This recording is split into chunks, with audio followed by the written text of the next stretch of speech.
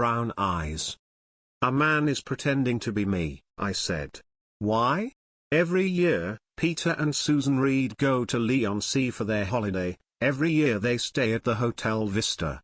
This year things start to go wrong. A man there is pretending to be Peter. But why? Is he friendly or dangerous? What does he want? Will this, their 13th visit to Leigh-on-Sea, be their last visit?"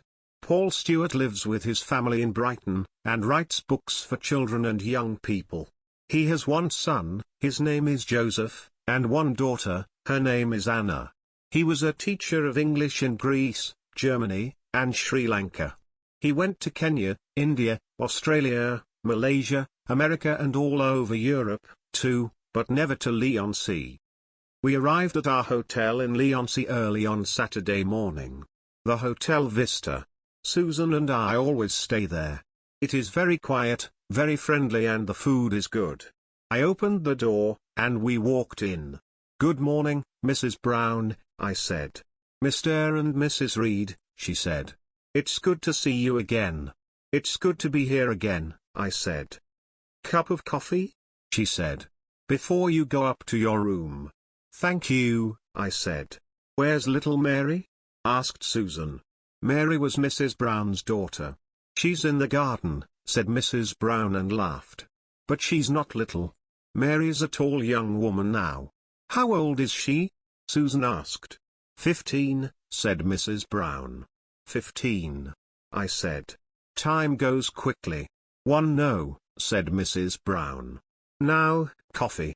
Before I forget again." She walked to the kitchen. Susan looked at me. "I love it here, Peter," she said. "I know," I said. "When did we first meet?" she asked. 11 years ago? 12? Wrong, I said. "It'll be 13 years on Tuesday," I said. "In the cafe?" "Ah, yes," said Susan, and shut her eyes. The door opened, and Mary Brown looked in. She was tall. "Hello," she said to Susan. "And hello again," she said to me. "Again?"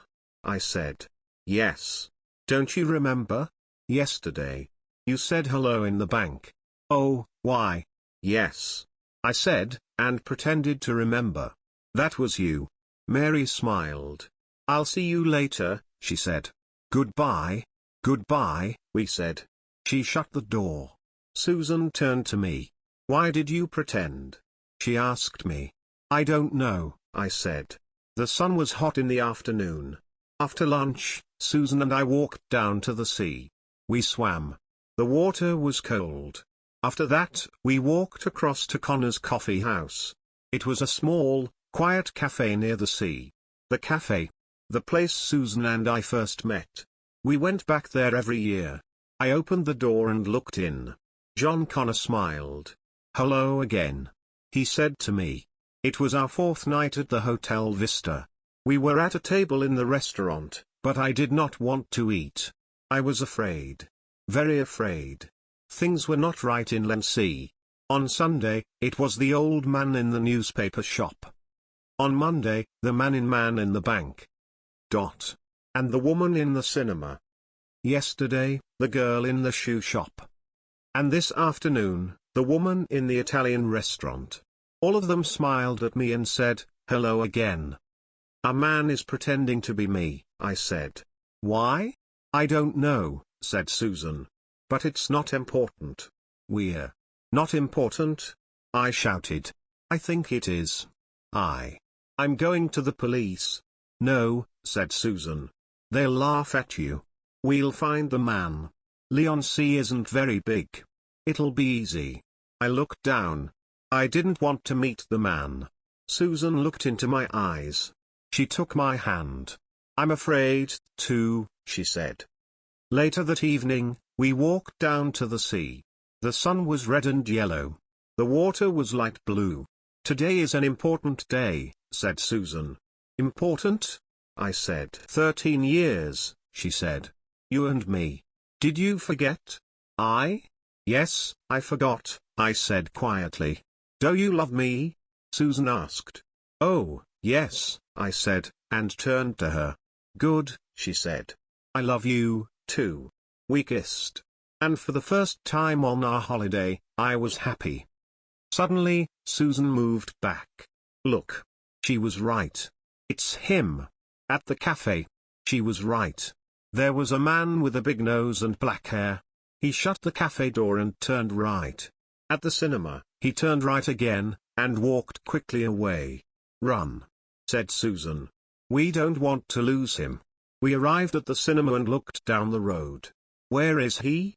I said. There, said Susan. I saw him turn left at the bank. Quickly, I shouted. We ran across the road after the man. Don't go, I shouted. But he didn't hear me.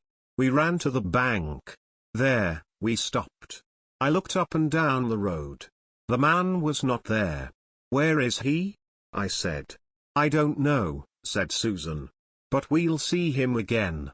I know we will. Come on, she said. We'll have a drink at the hotel.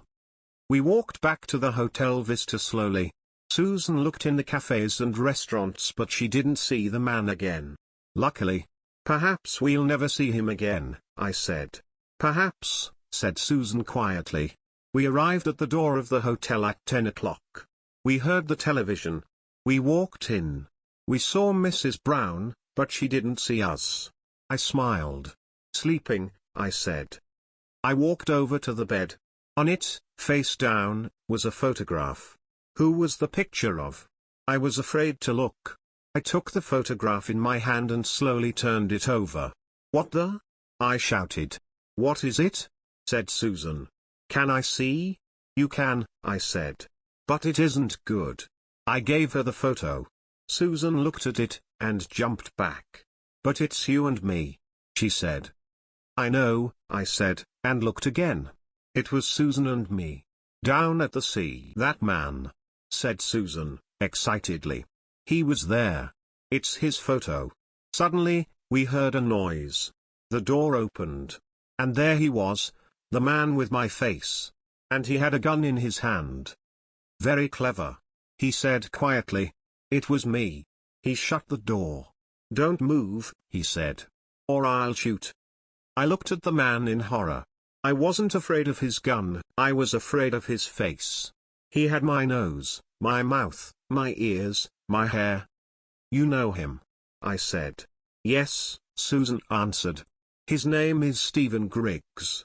I worked with him 15 years ago. I loved you, said the man. We were happy. You were a bad woman, Susan Barker, he said. You pretended to love me. I did not. And my name is Reed now. Stay back, he shouted. Susan stopped. Those cold brown eyes, she said. Ugh. Did he always have my face? I asked. No, said Susan. I don't know the game he's playing. You will, said the man. You will. He looked at the photograph in my hand. That's for you, he said. You can look at it, and remember. Remember what? I said. He smiled. Your last walk with Susan, he said. Before you go to prison. Prison? I said. Why? Because you shot Susan, he said. I didn't. You will, he said. Watch. And he turned and put the gun to Susan's head. No. I shouted, and jumped at him. The man shot. I shut my eyes. When I looked again, Susan was on the floor. Dead. Then, suddenly, the man turned and hit me on the head. It all went black, and I fell down, down, down. After some time, I opened my eyes again. I remembered. You shot her. I said. No, the man smiled, with my smile. You shot her. My plan is going very well. I tried to get up, but it was difficult. I loved her, I said, quietly. I, too, he said. But she was with you. All those years. Now. He smiled again and looked at the gun. Do you plan to shoot me, too? I said. Oh, no, he said. I said, you're going to prison. Perhaps there you'll understand. For me, Susan was dead before I shot her. Now she's dead for you, too. He came over to me, and put his hand over my mouth. Then I heard Mrs. Brown at the door. What are you doing in there? She shouted. MFFF, MMWFF. I said. I shot Susan. The man answered for me. And now she's dead. Dead. Dead. Oh, Susan, I'm sorry. There, he said. Now she'll phone the police. And they'll come, for you. He walked over to the window and looked out. Remember, I said. You've got my face, too. Not for long, he said. In horror, I watched him slowly take the mask from his face. Now there's only one Peter Reed again. You. But, oh, and one more thing. Here you are. Before I knew it, the gun was in my hand. You can give it to the police, he laughed. I watched the door. It opened and 4 policemen walked in. They looked at the dead woman. They looked at the gun in my hand. The first policeman walked over to me. You come with us, he said. I didn't, it isn't. I can't. I said. I didn't want to go to prison. Come with us, he said again. You can talk later. We've got all night.